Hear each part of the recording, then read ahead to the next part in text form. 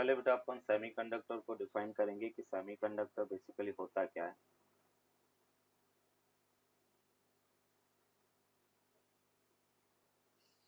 तो यहाँ पे बेटा अपन कह सकते हैं the material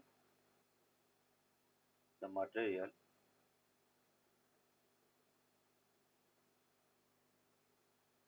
the material which on room temperature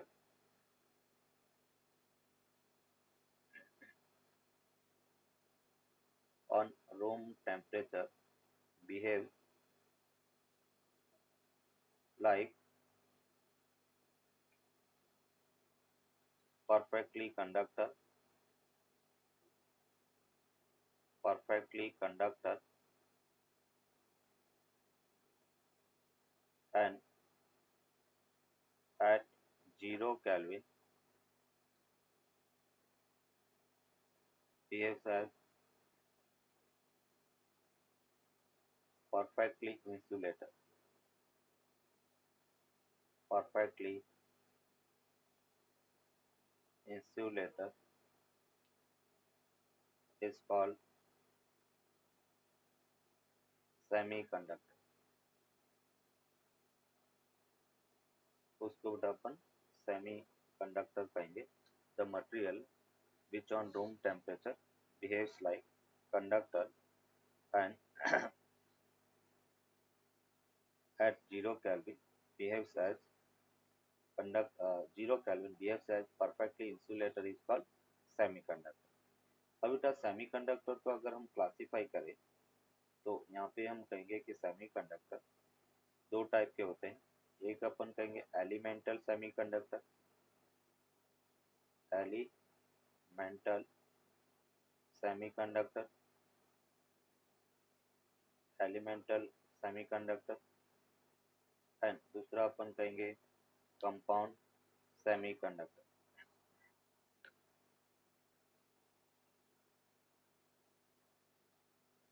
compound semiconductor first अपन कह रहे हैं एलिमेंटल सेमीकंडक्टर और सेकेंड अपन कह रहे हैं कंपाउंड सेमीकंडक्टर। एलिमेंटल सेमीकंडक्टर में बेटा फर्स्ट है, जैसे हम बात करें बेटा सिलिकॉन जिसका एटॉमिक नंबर 14 होता है, एटॉमिक नंबर 14 है। और सेकेंड बेटा अपन कह रहे कि जर्मेनियम और जिसका एटॉमिक नंबर 32 के इक्वल है। इसका अगर बेटा इलेक्ट्रॉन कॉन्फ़िगरेशन देखें तो 1s2, ये बेटा 2s2, 2p6, 3s2 एंड बेटा 3p2 के इक्वल होगा। मतलब अपन कह रहे कि सेमीकंडक्टर में आउटर मोस्ट ऑर्बिट में 4 इलेक्ट्रॉन्स होते हैं। ये बेटा आउटर ऑर्बिट है जिसमें टोटल 4 वैलेंस इलेक्ट्रॉन्स प्रेजेंट रहते हैं। अगर हम जर्मेनियम की बात करें बेटा 1s2, 2s2, 2p6 बेटा 3s2, 3p6, 3d10 था। तो 10 और 10 बेटा 20, 28 और ये बेटा 4s2 एंड 4d2 के इक्वल होगा। इसमें बेटा आउटर मोस्ट ऑर्बिट में 4 इलेक्ट्रॉन्स प्रेजेंट होते हैं। तो ये दोनों अपन करें सिलिकॉन और जर्मेनियम एलिमेंटल सेमीकंडक्टर है। दूसरा बेटा कंपाउंड जो सेमीकंडक्टर है उसको फर्दर अपन दो पार्ट में डिवाइड कर सकते हैं। एक अपन कहेंगे इनऑर्गेनिक सेमीकंडक्टर,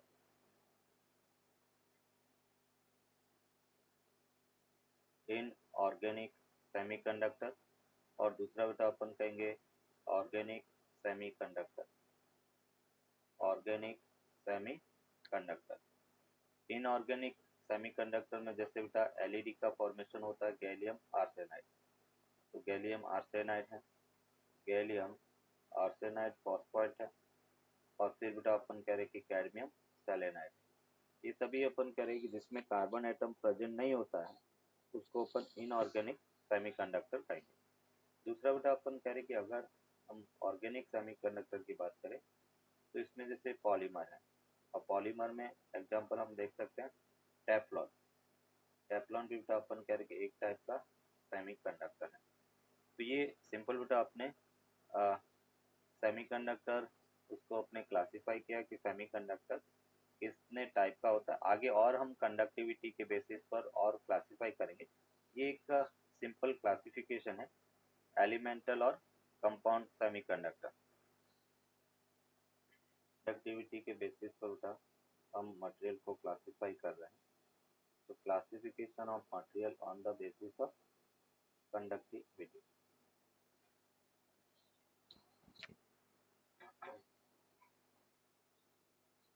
मटेरियल के बेसिस पर बेटा अपन क्लासिफिकेशन देखें तो तीन टाइप का अपन कह रहे कि मटेरियल होगा। फर्स्ट बेटा अपन कह रहे कंडक्टर जिसकी कंडक्टिविटी सबसे ज़्यादा होती है। सेकेंड बेटा अपन कह रहे कि सेमी कंडक्टर जिसकी कंडक्टिविटी मॉडरेट होती है सेमी कंडक्टर। और थर्ड जो मटेरियल है उसको बेटा अपन कहेंगे इंसुलेटर। तो तीसरा जो मटेरियल है वो इंसुलेटर के इक्वल है। अभी बेटा अपन कह रहे कि कंडक्टर सबसे फर्स्ट अपन बात करें कि कंडक्टिविटी। तो कंडक्टिविटी सबसे हाईएस्ट बेटा कंडक्टर की हाई होती है। सेमीकंडक्टर की बेटा मॉडरेट होती है। और इसकी जो कंडक्टिविटी है वो जीरो कंडक्टिविटी। इंसुलेटर बेटा कभी भी कंडक्शन नहीं करता। सेकेंड बेटा अपन कह रहे इसका रिवर्स। अगर हम रजिस्टिविटी की बात करें तो रजिस्टिविटी बेटा इसकी सबसे लेस्ट होती है, इसकी मॉडरेट होती है और उसकी रजिस्टिविटी बेटा अपन कह रहे कि मैक्सिमम होती है। फिर बेटा अपन कह रहे कि तीसरा अगर हम बैंड गैप एनर्जी देखें, band gap energy, band gap energy का मतलब energy gap between the conduction band and valence band, उसको अपन बैंड गैप एनर्जी कहेंगे। तो कंडक्टर के लिए बेटा ये जैसे अपन कह रहे कि कंडक्शन बैंड है, ये वैलेंस बैंड है। वैलेंस बैंड और कंडक्शन बैंड, ये वैलेंस कंडक्शन बैंड है और ये वैलेंस बैंड है।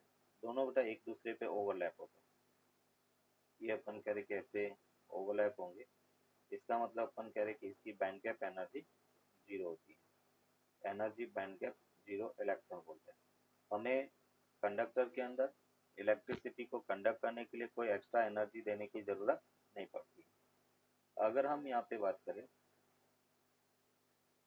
ये सपोज बेटा अपन कह रहे कि कंडक्शन बैंड है, सॉरी उल्टा ले लिया, बाहर वाला बेटा कंडक्शन बैंड होता है, ये कंडक्शन बैंड है और ये बेटा वैलेंस बैंड है। दोनों ओवरलैप करते हैं। इसमें बेटा ये वैलेंस बैंड है और ये कंडक्शन बैंड है। ये बेटा अपन कह रहे कि बैंड गैप एनर्जी है।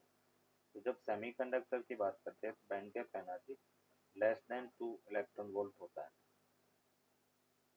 ये कंडक्शन बैंड में इलेक्ट्रॉन्स प्रेजेंट है, सॉरी वैलेंस बैंड में।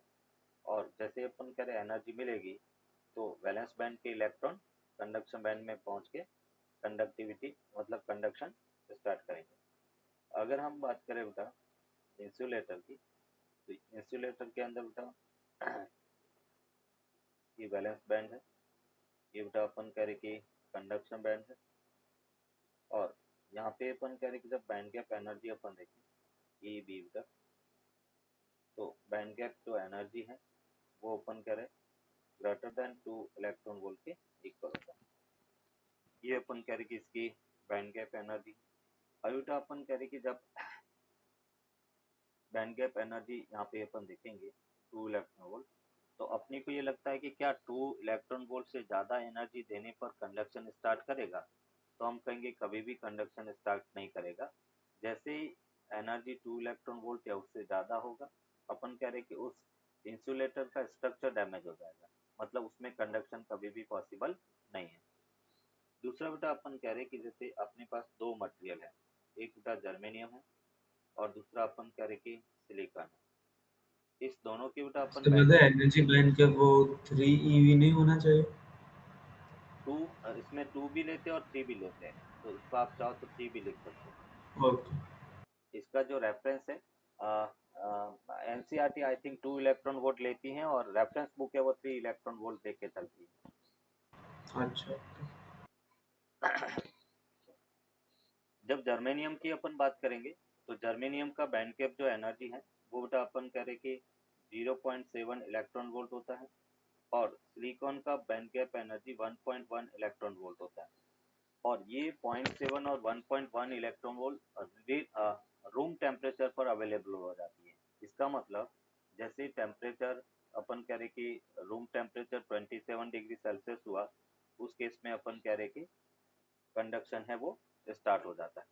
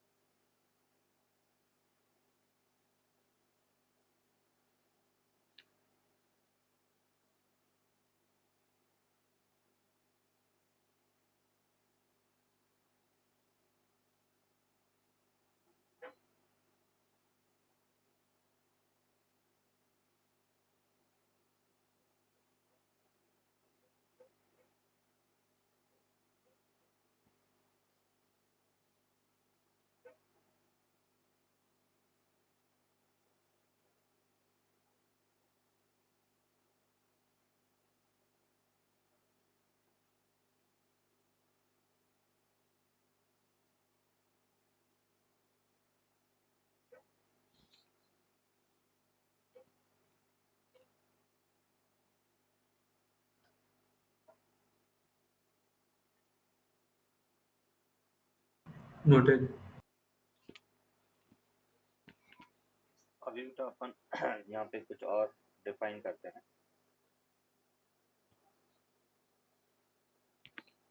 यही बेटा अपन कह रहे कि जैसे energy band, energy band in solid lattice अगर अपन देखें, सॉलिड लैटिस,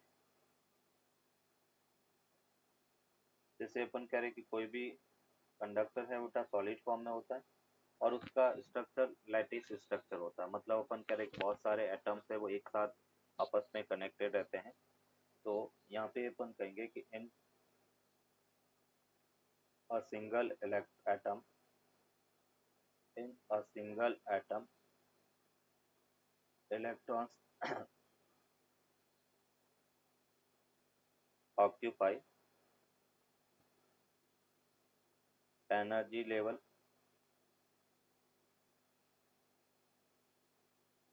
मतलब शेल के फॉर्म में होता है। जिसे अपन कहेंगे बेटा के shell, L shell, M shell, या अपन कह रहे कि 1s 2s 3s है ना, उस फॉर्म में होता है। और in case of solid, an electron of one atom, electrons of one atom is also in the influence of, in the influence of the other atom is in surrounding, in surrounding. Due to this, due to this energy level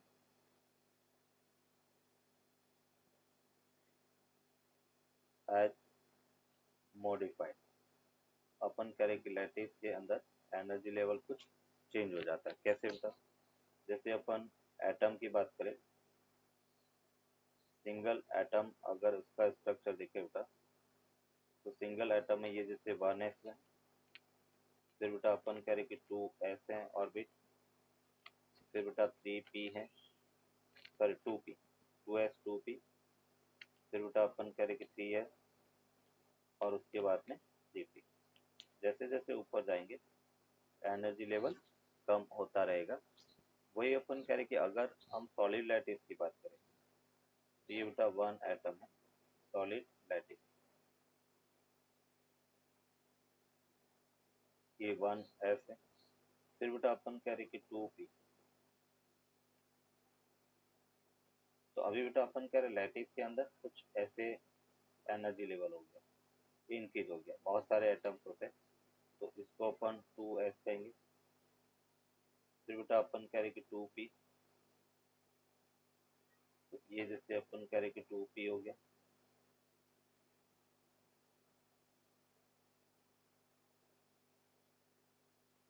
ये बेटा अपन कह रहे कि 3p हो गया। फिर बेटा अपन कह रहे 3s, सर फिर 3s के बाद में 3p। ये लैटिस का अपन कह रहे कि एनर्जी बैंड होगा, इसको अपने 3p का। तो अभी लैटिस के फॉर्म में बेटा अपन कह रहे कि एक बैंड का फॉर्मेशन ये करता है, तो इसलिए अपन उसको सॉलिड लैटिस कहेंगे।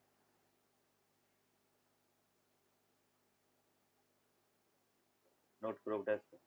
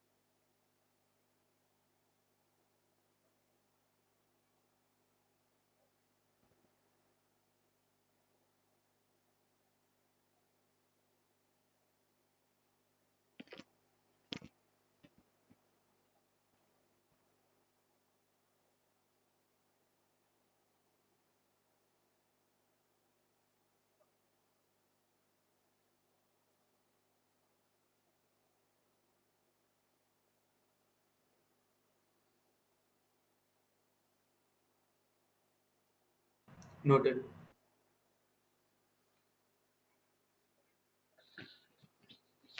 नेक्स्ट बेटा अपन यहाँ पे डिफाइन करेंगे valence band,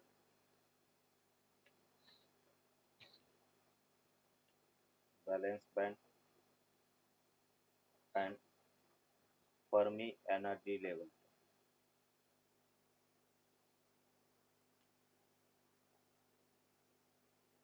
Fermi energy level, valence band and the Fermi energy level. Valence band बेटा किसे डिफाइन करेंगे, तो हम कहेंगे कि जो आउटर मोस्ट सेल होता है जिसमें बेटा इलेक्ट्रॉन्स प्रेजेंट होते हैं किसी एटम के, उसको अपन वैलेंस बैंड कह सकते हैं। मीन्स यहाँ पे अपन कहेंगे the outer most shell, the outer most cell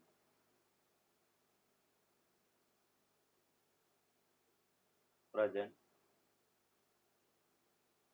in an atom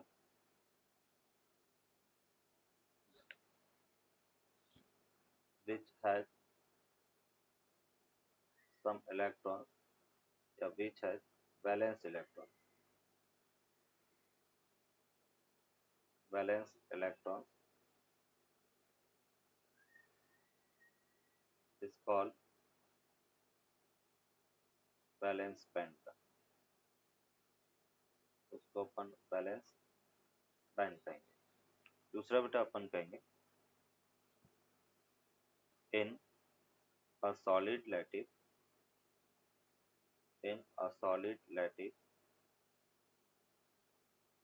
the topmost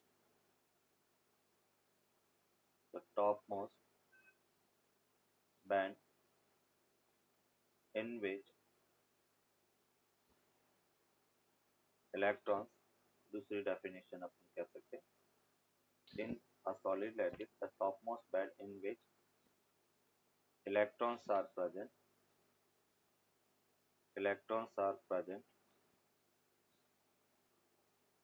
is called valence band. Valence band. For example, अगर हम सोडियम की बात करें बेटा, ये जैसे सोडियम Na और उसका एटॉमिक नंबर क्या होता है, 11 होता है। अगर इसका इलेक्ट्रॉन कॉन्फ़िगरेशन देखिए तो बेटा 1s2, ये 2s2, 2p6 हो गया, और नेक्स्ट बेटा अपन करें 3s1।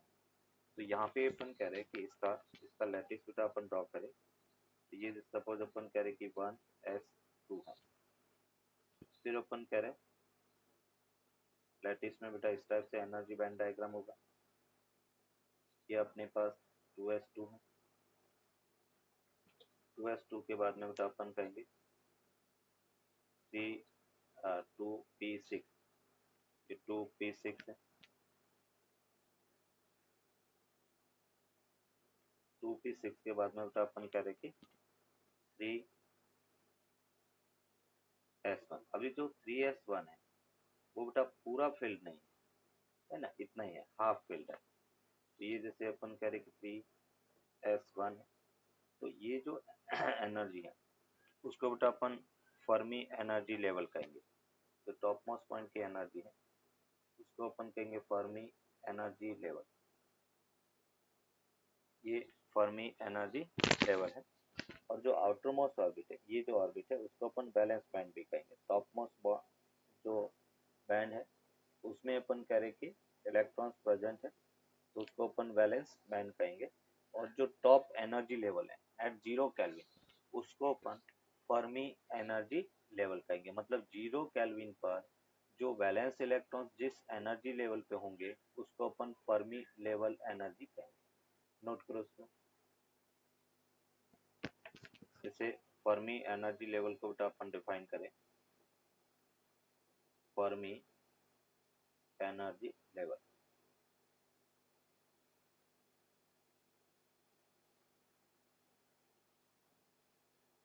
मीन्स हम कहेंगे कि at 0 kelvin temperature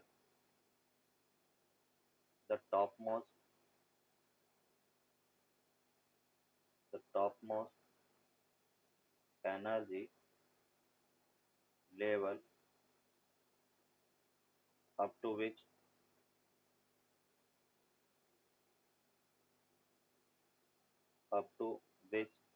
electrons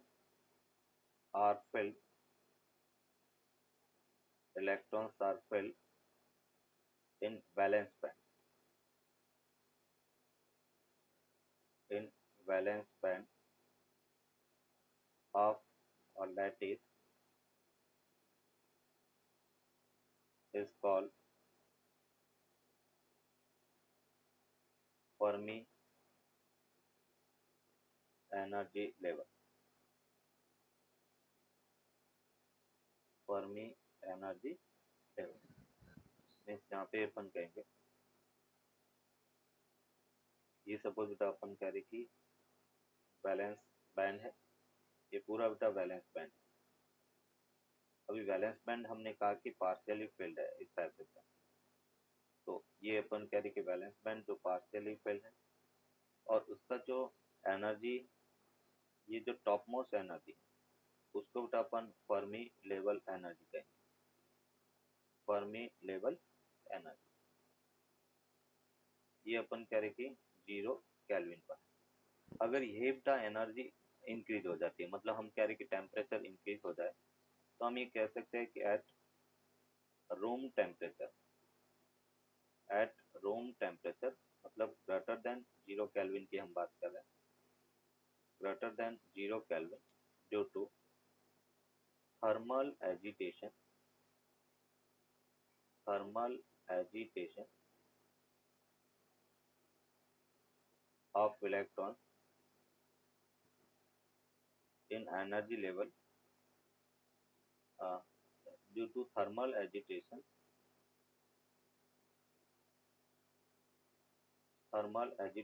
Electrons are above the Fermi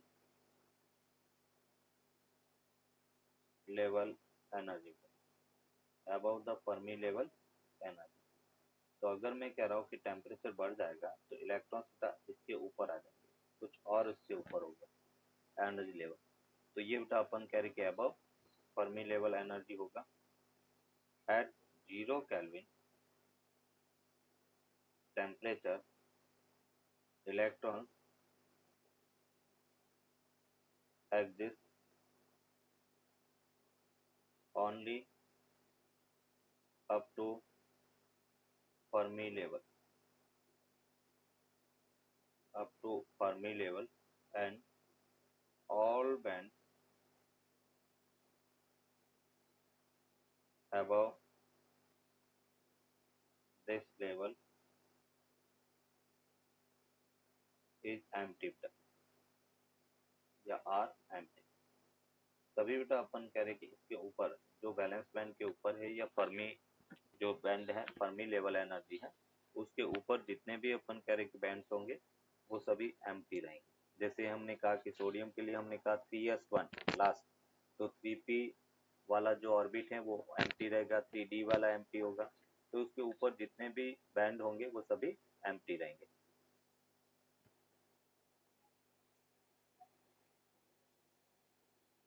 both are overlap, both are overlap। और जब अपन कह रहे कि दोनों ओवरलैप हैं, जैसे बेटा आपने कहा ये 1s2 है, ये अपन कह रहे कि 2s2 है,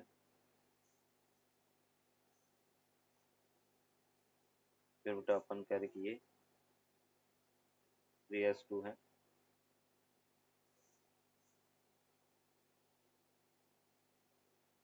और इसके अंदर बेटा अपन कह रहे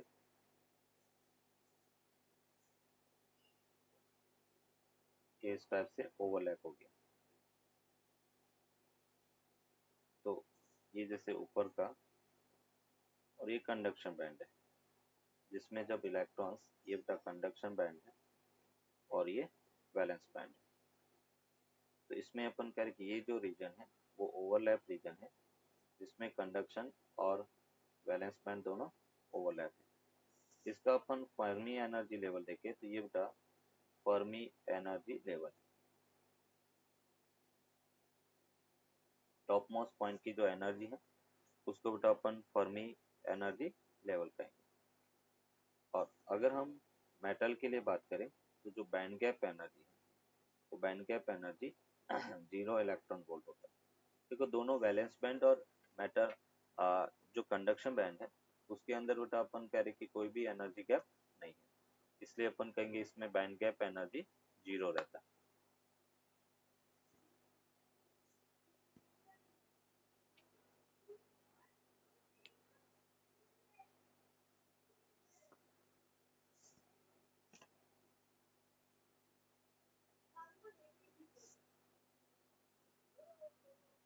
ये वैलेंस बैंड है,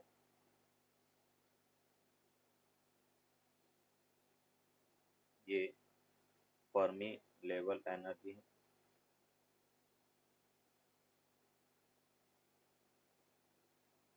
ये बेटा अपन कह रहे कि कंडक्शन बैंड है। देखो इसमें कंडक्शन नहीं हो रहा है, ये कंडक्शन बैंड जो एकदम खाली है, तो ये अपने पास कंडक्शन बैंड है। और कंडक्शन बैंड और वैलेंस बैंड के बीच का जो एनर्जी गैप है उसको अपन फर्मी एनर्जी गैप भी कह सकते हैं या बैंड गैप एनर्जी भी कह सकते हैं। इसको अपन कह सकते हैं बैंड गैप एनर्जी, या हम फर्मी एनर्जी गैप भी कह सकते हैं, फर्मी एनर्जी गैप। और डिफाइन कैसे करेंगे बेटा इसको, तो हम ये कह सकते हैं the energy required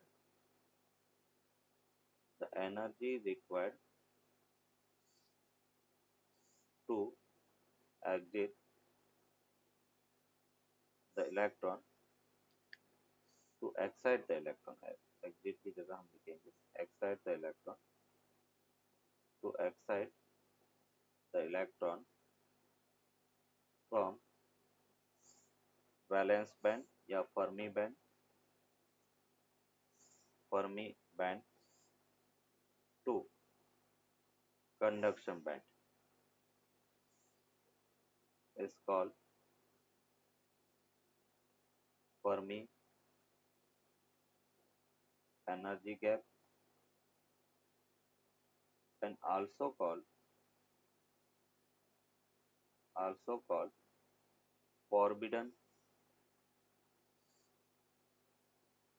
energy gap. forbidden energy gap अगर अपन नॉन मेटल की जनरली बेटा बात करें फॉर नॉन मेटल के लिए ये जो बैंड गैप एनर्जी है वो ग्रेटर देन 5 इलेक्ट्रॉन वोल्ट होता है, delta Eg greater than 5 electron volt होता है। ये जो वैलेंस बैंड के इलेक्ट्रॉन्स है, ये सपोज अपन कह रहे कि अगर मैं नॉर्मल टेम्परेचर या रूम टेम्परेचर की बात करता हूँ तो उस केस में बेटा अपन कह रहे कि यहाँ पर वैलेंस बैंड के इलेक्ट्रॉन्स है वो कंडक्शन बैंड में चले गए, ये बेटा अपन कह रहे कि कंडक्शन बैंड में इलेक्ट्रॉन्स चले गए।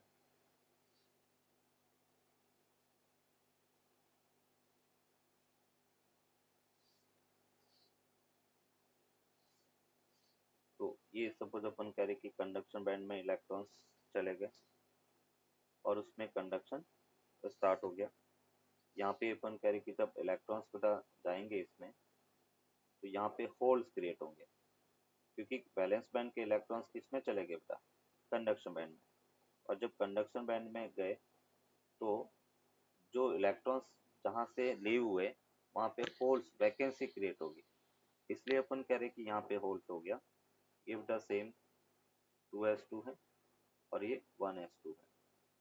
तो ये जो अपन कह रहे कि at T greater than 0 kelvin, मतलब हम नॉर्मल टेम्परेचर पे बात करते हैं, नॉर्मल टेम्परेचर पे हम कहेंगे कि वो एज अ कंडक्टर बिहेव करेगा।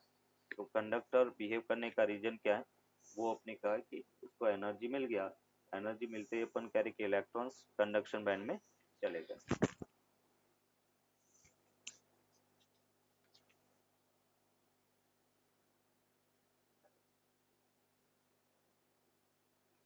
अभी बेटा अपन कह रहे कि जैसे सेमीकंडक्टर में दो पॉसिबिलिटी रहती है, in a semiconductor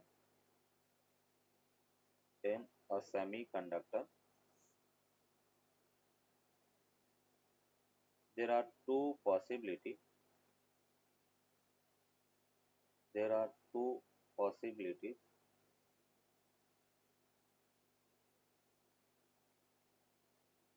of conduction there are two possibilities of conduction। क्या पॉसिबिलिटी है, एक तो बेटा अपन कहेंगे कि by electrons in conduction band, कि भी वैलेंस बैंड से इलेक्ट्रॉन्स निकल के कंडक्शन बैंड में चले गए, by electrons in conduction band, by electrons in conduction band. और सेकेंड बेटा अपन कहेंगे कि by holes in valence band, holes in valence band. Basically holes होता क्या है, तो अपन कहेंगे द वैकेंसी ऑफ इलेक्ट्रॉन्स, वही बेटा अपन कह रहे कि होल्स है। तो होल को अगर अपन डिफाइन करें तो हम ये कह सकते हैं the electron deficient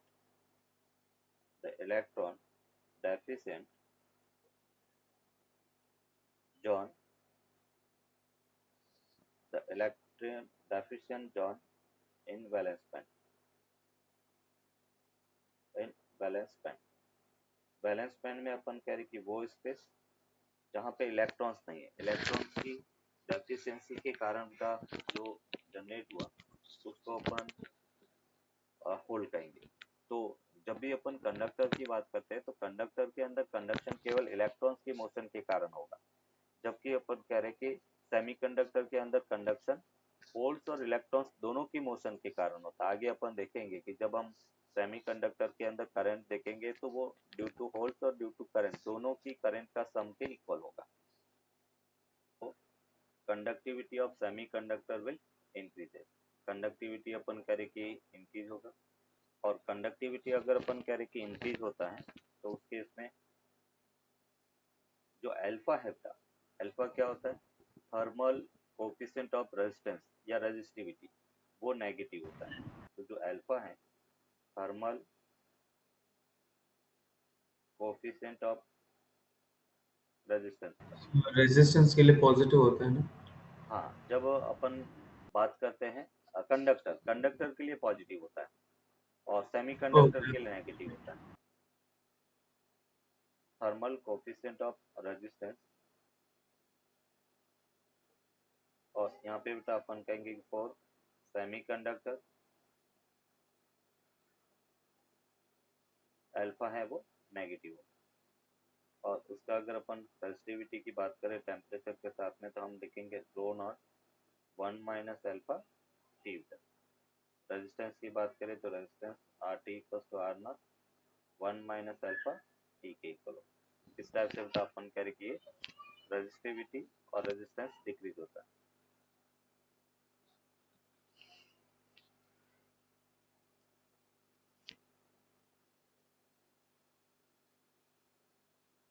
bye addition of impurities, by addition of impurities in lattice of semiconductor,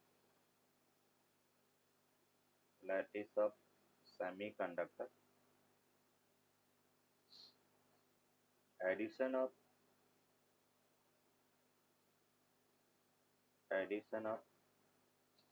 impurity, addition of impurity in semiconductor is called doping. Addition of impurity in semiconductor is called doping. दूसरा बता अपन कहेंगे on the basis of, on the basis of conductivity, on the basis of conductivity semiconductor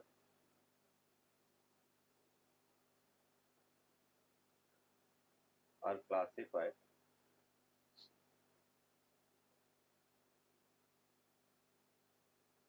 in two categories. कौन कौन सी categories में बेटा classify करते हैं on the basis of conductivity?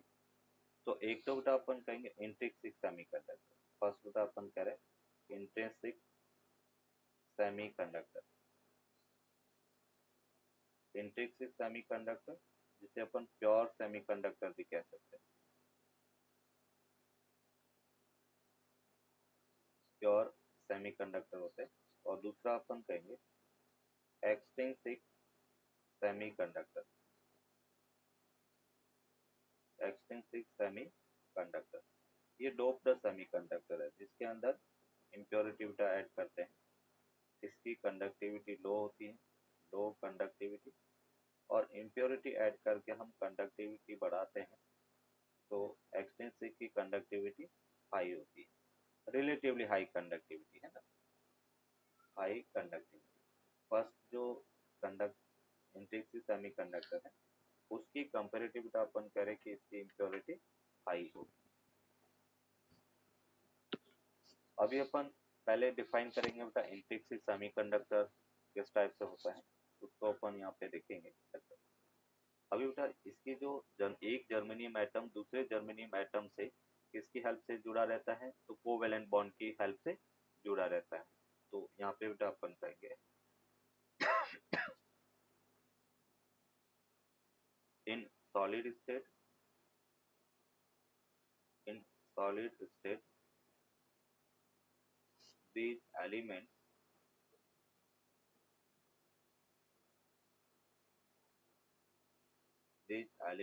all atoms are connected with each other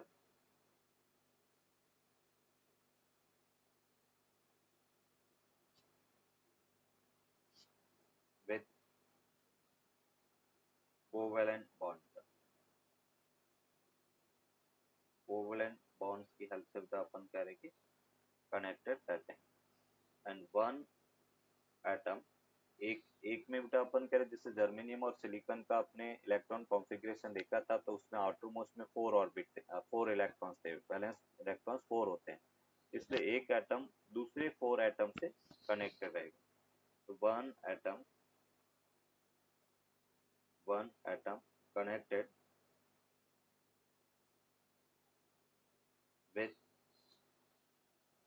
4 neighbors atom, 4 neighbors atom। कैसे बेटा, जैसे अपन silicon for example, silicon का स्ट्रक्चर देखिए बेटा, ये सिलिकॉन और यहाँ पे अपन कह रहे कि ये दूसरा सिलिकॉन एटम, ये बेटा बॉन्ड फॉर्मेशन, ये सिलिकॉन, ये अपन कह रहे कि सिलिकॉन, ये अपन कह रहे कि सिलिकॉन। तो इस टाइप से बेटा अपन कह रहे कि ये शेयरिंग हो रहा है, ये शेयरिंग हो रहा है, ये शेयरिंग, इस टाइप से अपन कह रहे कि एक लैटिस स्ट्रक्चर होगा। अगर हम जर्मेनियम की बात करें तो ये जैसे बेटा अपन कह रहे कि जर्मेनियम है, यहाँ पे जर्मेनियम दूसरे जर्मेनियम से कनेक्टेड होगा, ये जर्मेनियम था, और ये अपन कह रहे कि जर्मेनियम, ये बेटा अपन कह रहे कि जर्मेनियम। इस तरह से बेटा अपन कह रहे कि एक जर्मेनियम दूसरे जर्मेनियम से कनेक्टेड हो। अगर हम जैसे हम बात करें बेटा बैंड गैप एनर्जी, तो सिलिकॉन के लिए बेटा बैंड गैप एनर्जी कितना होता है, तो उसकी वैल्यू बेटा 1.1 इलेक्ट्रॉन वोल्ट है ना। अगर हम जर्मेनियम की बात करें तो जर्मेनियम के लिए जो बैंड गैप 0.7 इलेक्ट्रॉन वोल्ट के इक्वल होगा। अभी बेटा अपन कह रहे कि जब इंट्रिंसिक सेमीकंडक्टर की हम बात करेंगे तो इन जनरल एक 10⁸ एटम में से एक एटम इलेक्ट्रॉन्स को रिलीज करता है। मतलब अपन कह रहे हैं कि इसमें number of free electrons, number of जो होल्स हैं वो कम होते हैं और इक्वल होंगे। तो हम यहाँ पर कहेंगे इंट्रिंसिक सेमीकंडक्टर में N I N E equal to N H के इक्वल होता है। मतलब एन आई जो है उसको अपन कहेंगे intrinsic charge density, intrinsic charge density.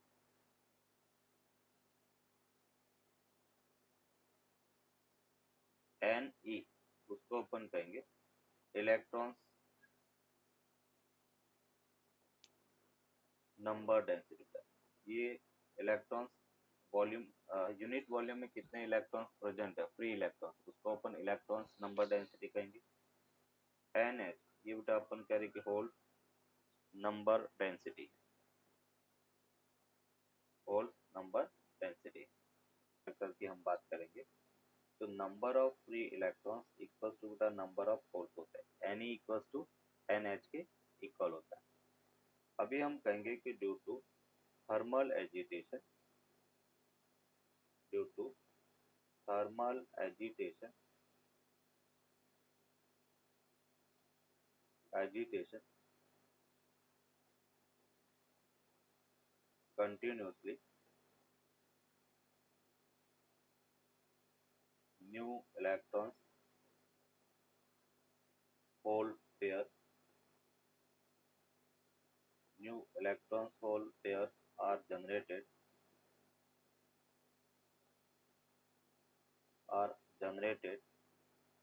per unit volume,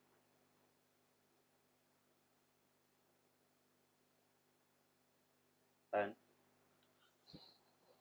other electrons pair, other electrons pair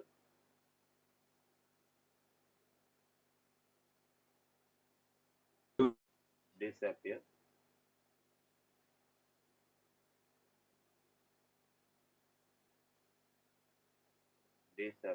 due to recombination,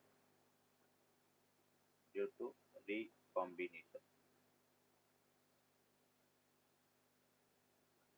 और यहाँ पे भी अपन कहेंगे कि जब हम रिकॉम्बिनेशन रेट देखेंगे तो N I square equal to N E into N H के इक्वल होता है। N I square equal to N E into N H के इक्वल होगा। हमें बेटा एन आई दे रखा होगा इंट्रिंसिक डेंसिटी, और अगर अपने को एन एच फाइंड करना है तो N I square divide by N E कर लेंगे, तो वो अपने को एन एच की वैल्यू देगा।